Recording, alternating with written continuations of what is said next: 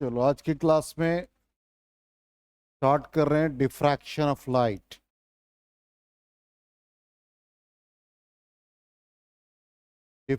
Already हम लोग interference complete कर चुके हैं। अब दो टॉपिक बच गया, डिफ्रैक्शन ऑफ लाइट और दूसरा polarisation of light. Diffraction of light का मतलब क्या है? सिंपली हम लोग इसको डिफ्रैक्शन को कहते हैं bending of light around the corner of an obstacle. मान लो कि क्लास में यहां से कोई सोर्स ऑफ लाइट है, उसके सामने मान लो कोई ऑब्स्टिकल है। आपने अपने फिंगर को या हैंड को ऐसे रख दिया तो नीचे एक शैडो बन जाता है।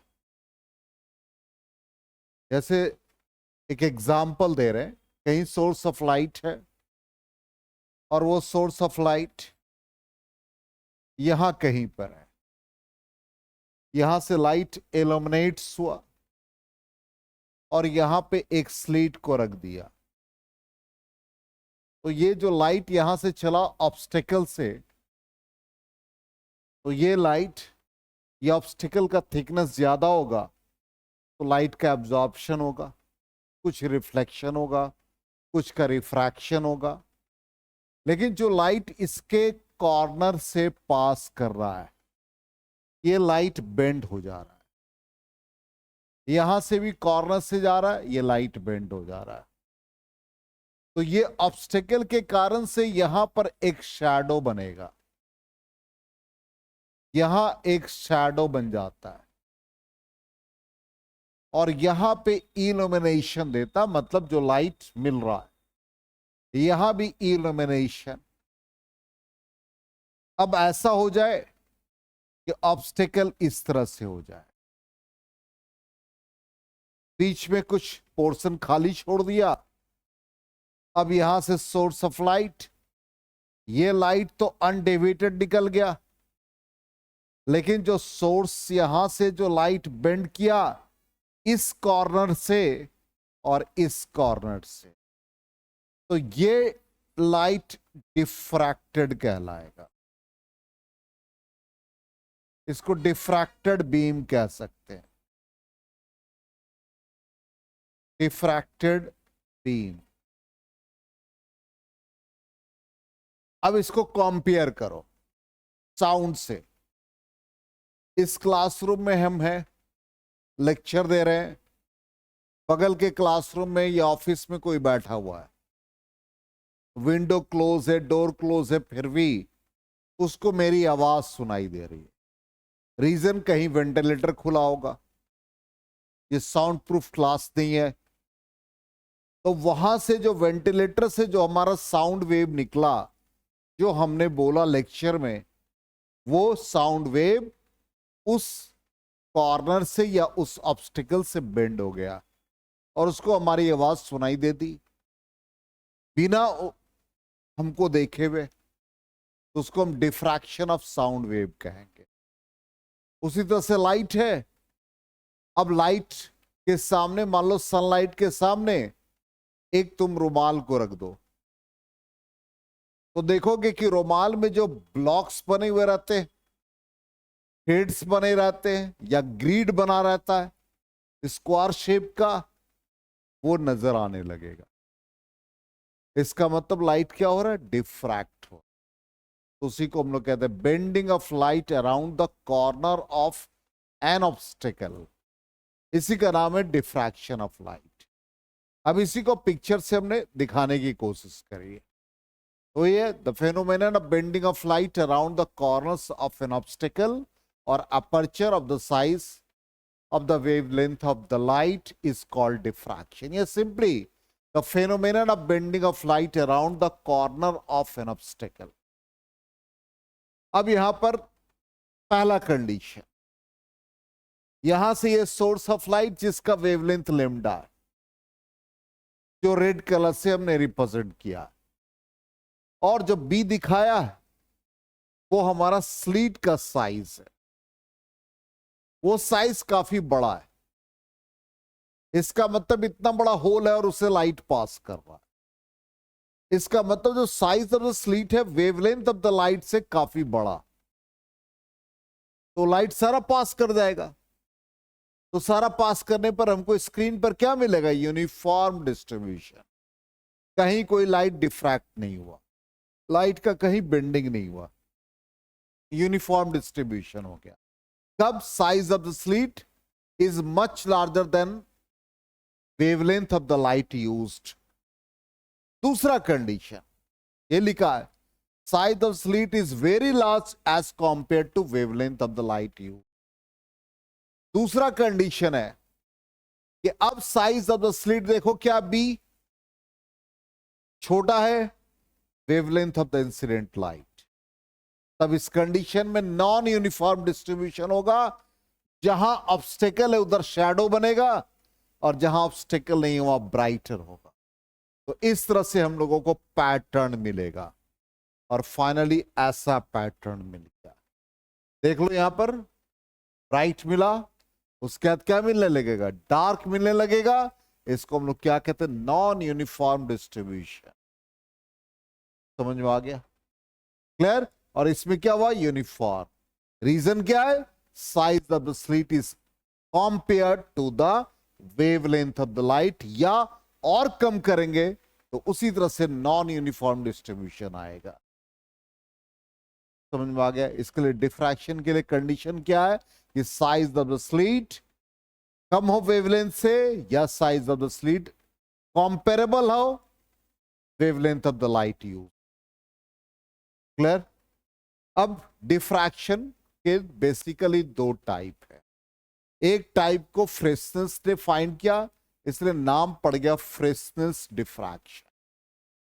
यह कहता है कि सोर्स और स्क्रीन और दोनों फाइनाइट डिस्टेंस पर हो, उसका डिस्टेंस हमको पता हो, ऑब्स्टेकल का, अपर्चर का, उसको हम लोग कहते हैं फ्रेस्नेल्स टाइप। तो diffraction at a straight edge, narrow wire और स्मॉल ओपेक डिस्क, ये सब इसके एग्जाम्पल है। तो आपको दिमाग में सिर्फ ये रखना है कि जो स्क्रीन और स्लीट के बीच का डिस्टेंस है वो हमारा फाइनाइट होना चाहिए।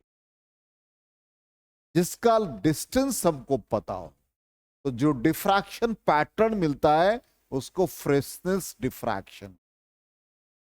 अब डिस्टेंस काफी ज्यादा हो जाए, फार अपार्ट, इसका मतलब है कि वो सोर्स और स्लीट के बीच या ऑब्स्टेकल और सोर्स के बीच का डिस्टेंस हमको नहीं पता, वो बहुत ज्यादा हो, ठीक, जिसको हम लोग मेजर नहीं कर रहे हैं, उसको हम लोग क्या कहते हैं? इन्फिनिटी कहते हैं।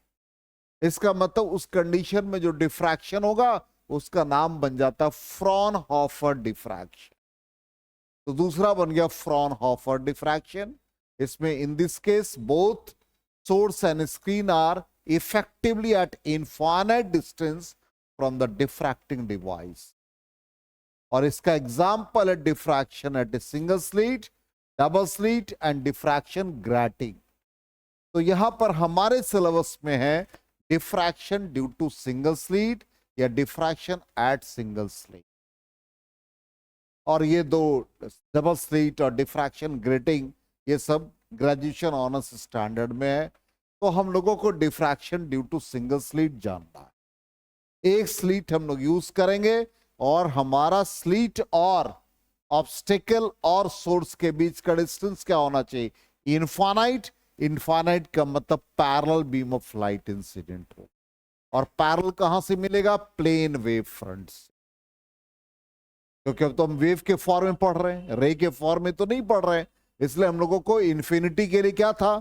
सोर्स, जब पॉइंट सोर्स था तो स्फेरिकल वेव फ्रंट, लीनियर था तो सिलिंड्रिकल वेव फ्रंट, और जब हमारा फार अपार्ट था तो प्लेन वेव फ्रंट। इसका मतलब प्लेन वेव फ्रंट हम लोग इंसिडेंट कराएंगे और उसी से हम लोगों को डिफ्रैक्शन मिले। यहां तक क्लियर हो गया? कोई कंफ्यूजन? अब देखो यहां पर कैसे डिफ्रैक्शन होता है। ये थोड़ा हमने इंटरनेट या यूट्यूब वगैरह से लिया हुआ है। यहां से लाइट एंटर किया, देखो गौर से, ब्लेड के बीच में होल है, वहां से लाइट पास कर गया, ब्राइटर मिला, और जहां तक ब्लेड है वहां क्या बन रहा है, शैडो बन रहा है। तो डिफ्रैक्शन हो गया, bending of light round the corner of N obstacle. दूसरा एग्जांपल देखो, अब ये साइज काफी बड़ा है, तो क्या होगा, इधर लाइट बेंड करेगा, तो bending of light. Clear? Size of the slit को और कम कर दो, कम कर दिया, इस तरह का बेंडिंग होने लगेगा। इसी को हम लोग डिफ्रैक्शन कह रहे हैं। अब यही है, देखो ध्यान से, क्या हुआ, ये पैरेलल बीम ऑफ लाइट कहां से आया, प्लेन वेव फ्रंट। ये देखो जो ब्लू कलर के बीच में डॉटेड लाइन है और जिसको हमने रेड कलर से रिप्रेजेंट किया, वो साइज ऑफ द स्लीट है। स्लीट का ये विड्थ है और हमने एक कॉन्वेक्स लेंस को रखा, जो लेंस इस से जो लाइट निकल रहा है उसको कन्वर्ज करेगा। तभी तो स्क्रीन पे हम देखेंगे कैसा डिस्ट्रीब्यूशन है। तो जो लाइट डिफ्रैक्ट नहीं हुआ वो सारे सेम फेज में मिलकर के यहां पर मिल गए। क्लियर? वो फोकस कर गया। अब क्या होगा, कॉर्नर से ऑब्स्टेकल के कॉर्नर से लाइट क्या होगा, बेंड करेगा। तो वो बेंड और डिफ्रैक्टेड बीम को देखो कैसे दिखाया गया, यहां से लाइट बेंड किया और वो वहां कहां पर मिल गया, पी पॉइंट पर। अब जो डिफ्रैक्ट हुआ उसको एंगल हम लोगों ने डिफ्रैक्टिंग एंगल थीटा यूज किया। ठीक, और ये क्या है भाई, बता दिया था, प्लेन वेव फ्रंट। और ये डिस्टेंस हमने ऑब्स्टिकल से स्क्रीन का डी मान लिया, और ये जहां पर लाइट को फोकस कर रहा है, इसलिए इस लेंस का फोकल लेंथ एफ से रिप्रेजेंट। ओ पर हम लोगों को क्या मिला, मैक्सिमम मिला, इसलिए ओ को हम लोग कहेंगे सेंट्रल मैक्सिमा, सेंटर पर मैक्सिमा। क्लियर? यहां तक आ गया समझ में? अब यहां पर देखो गौर से, मान लो कि इस पर बहुत सारे, हाइजेंस प्रिंसिपल क्या कहता था कि जब प्लेन वेव फ्रंट इंसिडेंट हो रहा है, ठीक, तो उसके कारण से हम लोग को जो मिल रहा है नया wave front, secondary wavelet, secondary wave front. तो उस कंडीशन में जो पहला वेव फ्रंट मिला उसका हर पॉइंट सोर्स की तरह एक्ट करेगा। तो यहां पर ये सारे सोर्स की तरह एक्ट कर रहे हैं। अब इससे क्या हो रहा है, वेव फ्रंट निकल रहे हैं। तो एक क्या बन रहा है, रेड कलर का, दूसरा हम इसी तरह से दूसरे वाले को मान लें ग्रीन कलर। वो सारे क्या होंगे, एक जगह पर इंटरफेयर करेंगे। तो जहां जहां पर एक दूसरे को कट कर रहा है वो एक पॉइंट हो गया, जहां जहां ये कट कर रहा है वो एक पॉइंट हो गया। ठीक, अब यहां पर देखो वही लिखा हमने, consider a plane wave front. कौन है भाई, कहां से स्लिट से निकला, ए बी से। अब ये जितने भी पॉइंट होंगे इंसिडेंट वेव फ्रंट पे क्या बनेगा, वो सोर्स ऑफ सेकेंडरी वेवलेट्स। यही हाइजेंस प्रिंसिपल कहता था। अब ये सारे वेवलेट्स क्या बनेंगे, सब एक जगह पर जहां पर मिलेंगे, और वो इंटरफेरेंस वो पैटर्न हम लोगों को कहां पर मिलेगा, स्क्रीन पर मिलेगा। तो जो सेम फेज वाले हैं वो मिल गए, ओ पर मिल गया, फिर पी पर मिलेगा, पी डैश पर मिलेगा, ऊपर पी पर मिला, नीचे फिर पी डैश पर मिलेगा। ठीक, अब जितने भी वेवलेट्स ऑरिजिनेट हुए इस स्ट्रिप से सेम फेज में मिलकर के ओ पर हम लोगों को क्या दे दिया, सेंट्रल मैक्सिमा, क्योंकि ओ पर मैक्सिमम इंटेंसिटी आ गया। अब जो डिफ्रैक्टेड बीम है वो कहां पर मिल रहा है, पी पर मिल रहा है। क्लियर? और ये जो पी पर मिल रहा है तो उस कंडीशन में सेम फेज है, लेकिन वो इस कंडीशन में अनइक्वल डिस्टेंसेस कवर कर रहा है, इक्वल डिस्टेंस कवर नहीं कर रहा, अनइक्वल डिस्टेंस। अब इसमें हमारा जो क्वेश्चन आता है कि सेंट्रल मैक्सिमा का वैल्यू बता दो कहां पर मिला, वो बता दिया। फिर जो P पर मिलेगा, फिर P के बाद P1 मिलेगा, P2 मिलेगा, उसका पोजीशन बताओ। तो वो पोजीशन हम लोगों ने इंटरफेरेंस में कैसे निकालने के लिए सीखा था, पाथ डिफरेंस से। तो यहां भी हम लोग क्या निकालेंगे, पाथ डिफरेंस निकालेंगे और पाथ डिफरेंस से पोजीशन बता देंगे कि P का पोजीशन क्या होगा, P1 का क्या होगा या P2 का क्या होगा। ये सारा पॉइंट हम लोग बता सकते। तो अब नेक्स्ट स्टेप में आ जाए, ये हमारा फिगर हो गया। अब सेंटर पर क्या मिला था भाई, मैक्सिमा मिला था, उसका नाम क्या बन गया, सेंट्रल मैक्सिमा बन गया। तो ये कहता है कि जितने वेवलेट्स हैं सेकेंडरी वेवलेट्स, वो सारे स्ट्रेट चले गए और फोकस कर गया ओ पर, और ये सारे वेव कंस्ट्रक्टिवली इंटरफेयर किए और वहां पे हम लोगों को सेंट्रल ब्राइट फ्रिंज मिल गया जिसका नाम सेंट्रल मैक्सिमा हो गया। ठीक, पाथ रेफरेंस, यही हमारा एबी स्लिट। अब हम लोग किसकी बात करेंगे पाथ रेफरेंस के लिए, डिफ्रैक्टेड बीम की बात करेंगे। ठीक, तो ये हमारे सारे क्या हैं, सेकेंडरी वेवलेट्स के सोर्स हैं। ठीक, अब इससे ये जो पैटर्न बना ऐसा बना, तो ब्लू वाला कौन है, जो इंटरफेयर करेगा सेम फेस पे सेंट्रल मैक्सिमा, और रेड वाला क्या बन रहा है, डिफ्रैक्टेड बीम बन रहा है। ठीक, एंगल थीटा बना रहा है। क्लियर। अब हम लोगों ने कैसे निकाला था पाथ रेफरेंस, कुछ याद है, रिकॉल करा रहे। ये हमारा क्या था S1, ये क्या था S2, यही हमारा इंटरफेरेंस पैटर्न मिलता था। ध्यान दो, यहां से वेव जाते थे, यहां से जाते थे। अब ये मान लो S1 से P तक गया था, तो डिस्टेंस क्या था भाई, पाथ लेंथ L1 था, और S2 से पाथ लेंथ कितना था, L2 था। तो हम लोगों ने पाथ रेफरेंस क्यों निकाला, हम लोगों ने देखा कि भाई इस फिगर को देख के लग रहा है कि L2 लार्जर देन L1, तो हम लोगों ने क्या किया था, एक परपेंडिकुलर ड्रॉ किया था, और ये इतना डिस्टेंस ही ना लार्जर है, और इसी का नाम क्या दिया था हम लोगों ने, पाथ डिफरेंस।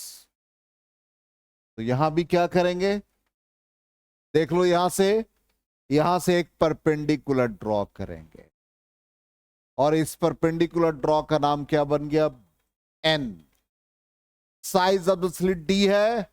अब ध्यान दो, ये थीटा है, गौर से देखना, तो ये कितना एंगल बना, 90 माइनस थीटा।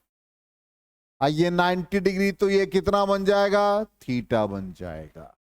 इसका मतलब हम अलग से फिगर को रीड्रॉ कर रहे हैं, तो ये बन गया AB, ये हमारा N बन गया, ये 90 डिग्री बना, ये 90 माइनस थीटा, और ये क्या बन गया, थीटा। ये क्या आपके लिए, D। BN क्या बन गया, परपेंडिकुलर। ठीक, BN का वैल्यू क्या है, परपेंडिकुलर। परपेंडिकुलर को क्या लिखते हो, बोलो, हाइपोटेन्यूज का साइन लिखते हो ना। इसका मतलब या तो आप इन ट्रायंगल BNA या ANB जो भी लिखना चाहते हो, 90 डिग्री को हम लोग बीच में लिखते हैं, तो ANB कर दो, तो ये क्या बन गया, साइन थीटा। साइन थीटा के लिए परपेंडिकुलर क्या भाई, BN। 90 के सामने वाला हाइपोटेन्यूज, तो BN इज इक्वल टू क्या बना, AB साइन थीटा। AB का वैल्यू कितना है, D। आ गए समझ में, इसलिए पाथ रेफरेंस का वैल्यू कितना निकला, D साइन थीटा। क्लियर, 100%। कोई कंफ्यूजन, तो D साइन थीटा याद रहेगा, इजी है। ठीक है, ये ऑलरेडी हम डिराइव कर चुके हैं, इसलिए यहां पर कोई दिक्कत नहीं, जब कहेंगे तो नोट डाउन कर लेना। ये path difference BN is equal to D sine theta मिल गया। चलिए अब आ जाए हम लोग पोजीशन ऑफ मिनिमा। तो मिनिमा कहां पर मिला,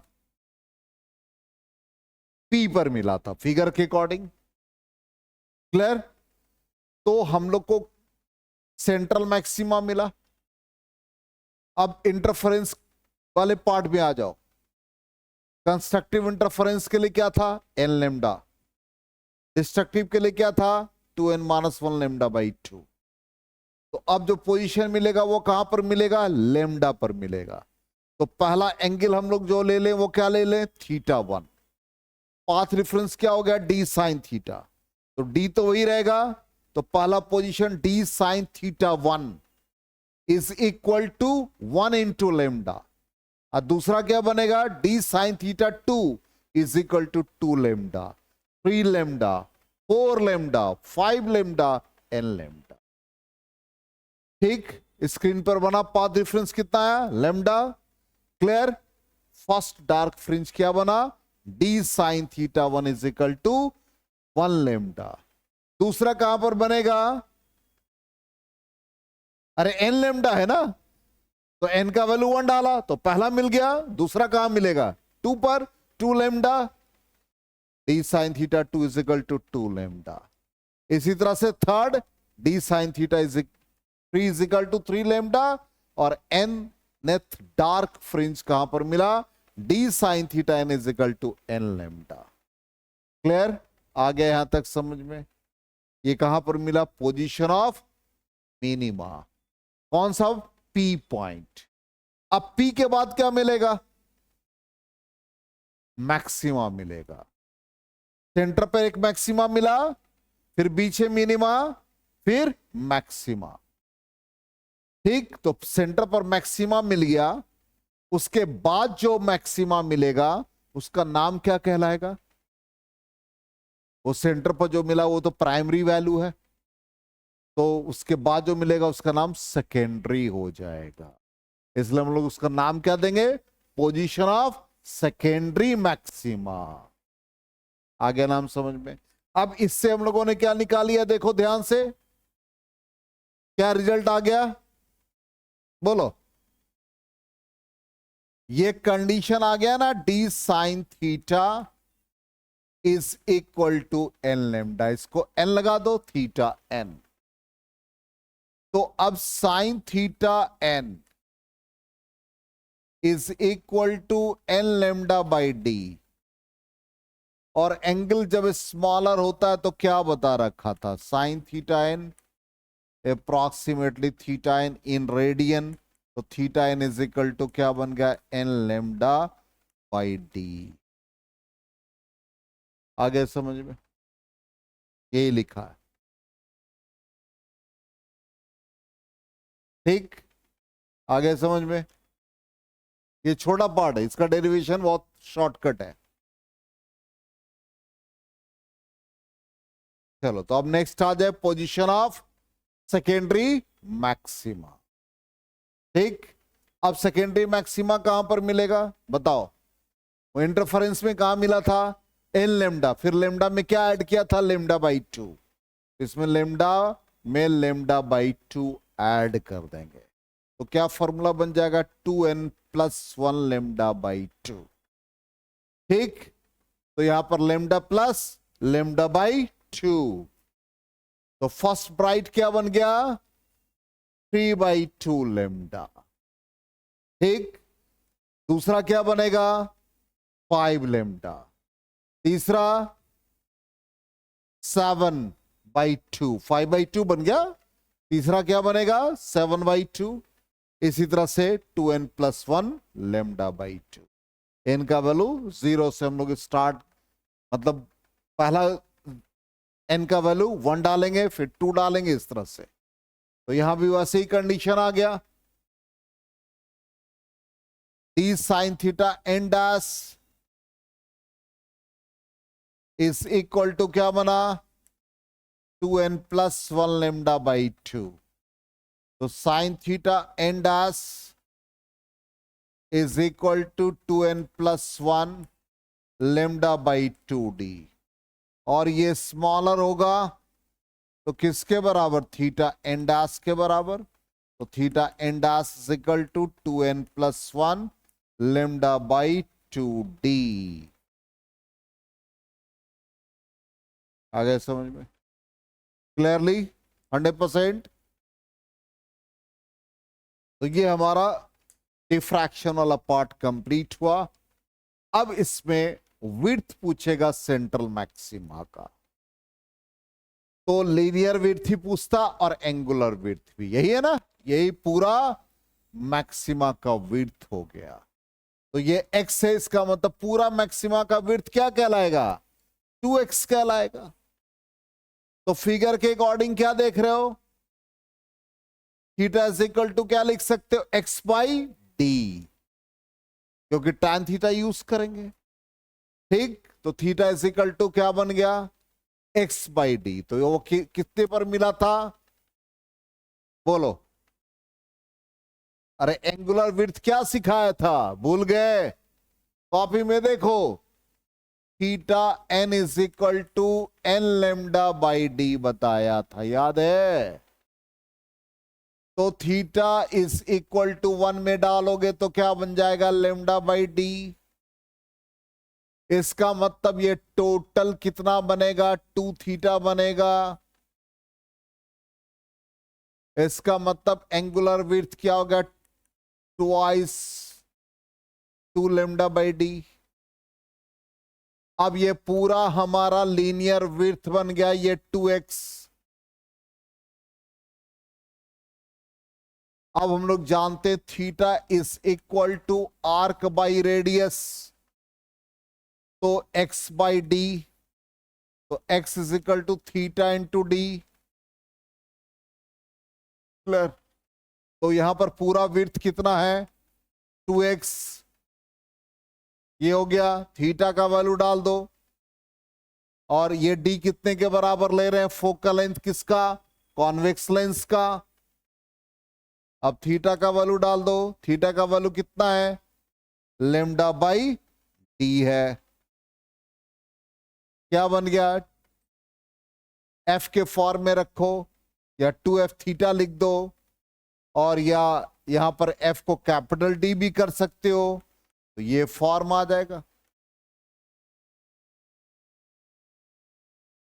आ गया समझ में, 100%। चलो ये आ गया एक एडिशनल पार्ट। अब इंटेंसिटी कर्व देखो क्या है, सेंटर पर मैक्सिमा, उसके बाद क्या हो रहा है, धीरे धीरे डिफ्रैक्टेड बीम के कारण से इंटेंसिटी का जो डिस्ट्रीब्यूशन है वो नॉन यूनिफॉर्म है, उसका एम्पलीट्यूड घटता जा रहा है। ठीक, तो ऐसा ही ग्राफिकल रिप्रेजेंटेशन। तो क्या बन रहा है भाई, एंगल ले लेंगे तो थीटा एन मिनिमा बताएगा, थीटा एन डैश क्या बताएगा, मैक्सिमा को बताएगा। ठीक, चलिए अब आ जाए, हम लोग जो पढ़ रहे थे तो रे ऑप्टिक्स से वेव ऑप्टिक्स में आए।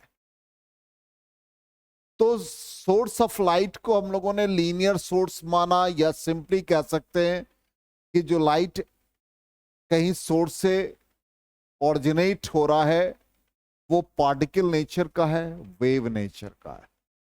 तो कहां पर रे ऑप्टिक्स की बात करेंगे और कहां पर वेव ऑप्टिक्स की बात करेंगे, तो बड़ा इंपॉर्टेंट पार्ट है कि कहां हम लोग कह देते कि रे ऑप्टिक्स वैलिड है और कहां पर वेव ऑप्टिक्स वैलिड है।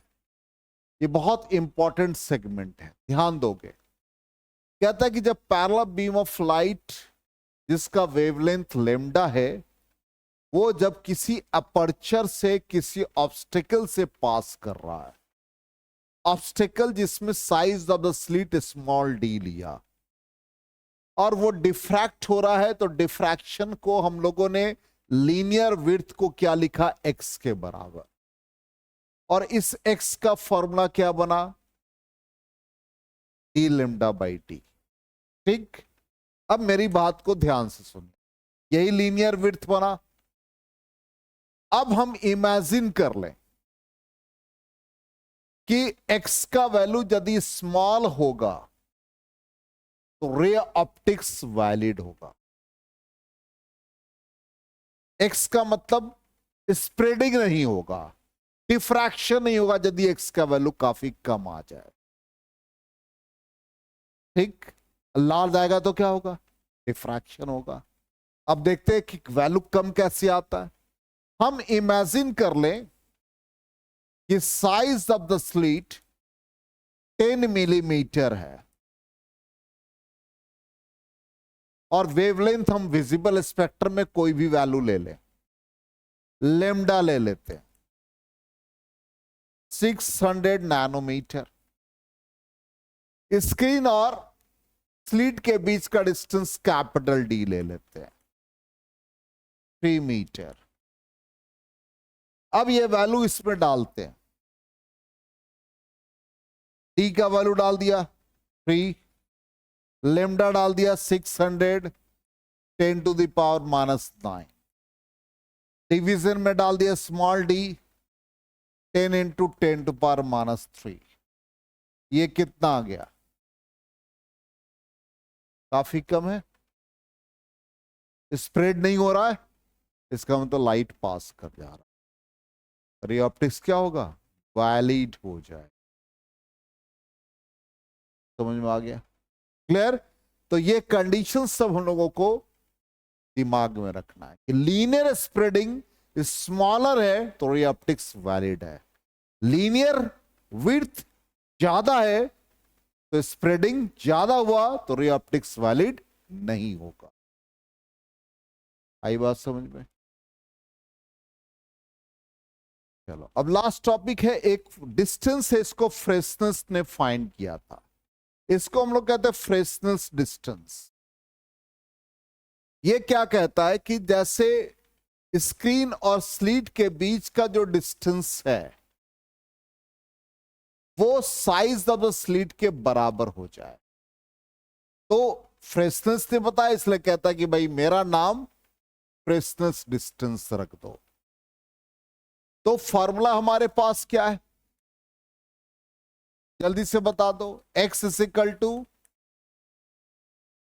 यही है। अब ये कहता है कि x की जगह पर d डाल दो, साइज ऑफ द स्लिट के बराबर। और भी हमने जो बताया है, इसलिए कैपिटल D क्या बन जाएगा? ZF, फ्रेस्नेस डिस्टेंस, और ये हमारा लेमडा। तो ZF का वैल्यू निकालेंगे तो क्या बन गया? d² lambda. देखो बन गया, d² लेमडा बन गया। इसी डिस्टेंस को कहते हैं फ्रेस्नेस डिस्टेंस। ये कहता है इतना डिस्टेंस रखो कि जो एक्स स्प्रेडिंग हो रहा है वो स्लीट के साइज के बराबर ही हो। तब वो जो डिस्टेंस आप मेजर करोगे वो हमने किया, इसलिए मेरा नाम फ्रेस्नेस डिस्टेंस, इसलिए नाम पड़ गया ZF। ठीक। अब कहता है कि रे ऑप्टिक्स वैलिड होगा, तब कहता है कि D का वैल्यू, ये जो कैपिटल D है, मच या capital D larger than ZF, ray optics valid हो जाएगा। और ये इस कंडीशन में कहता है, एक तो ये कंडीशन, और दूसरा कहता है यदि स्मॉलर होगा तो D smaller than d² lambda, then D greater than root lambda D। तो दो कंडीशन पूछेगा कि रे ऑप्टिक्स वैलिड है तो क्या कंडीशन आ रहा, अदरवाइज D का value greater than lambda D। ये सब ऑब्जेक्टिव क्वेश्चन के लिए। आगे समझ में यहां तक? अब हम लोगों ने जो पढ़ा उसमें से इंटरफेरेंस को भी कंपेयर किया और डिफ्रैक्शन। तो इंटरफेरेंस और डिफ्रैक्शन में क्या डिफरेंस है? हम लोगों ने जो पैटर्न देखा इंटेंसिटी का डिस्ट्रीब्यूशन, उसमें इंटरफेरेंस में सबका विड्थ सेम था, और यहां पर क्या था? एम्पलीट्यूड अलग अलग आ रहा था। ठीक। इंटरफेरेंस में क्या था? दो डिफरेंट वेव थे, S1 और S2। इसमें क्या है? सेकेंडरी वेवलेट्स है। फ्रिंज विड्थ क्या था? सेम था। इसमें क्या हो गया? अलग अलग। इसका मैक्सिमा का सेम इंटेंसिटी, इसे इंटेंसिटी सेंटर का मैक्सिमा का ज्यादा, उसके बाद घटता गया। ठीक।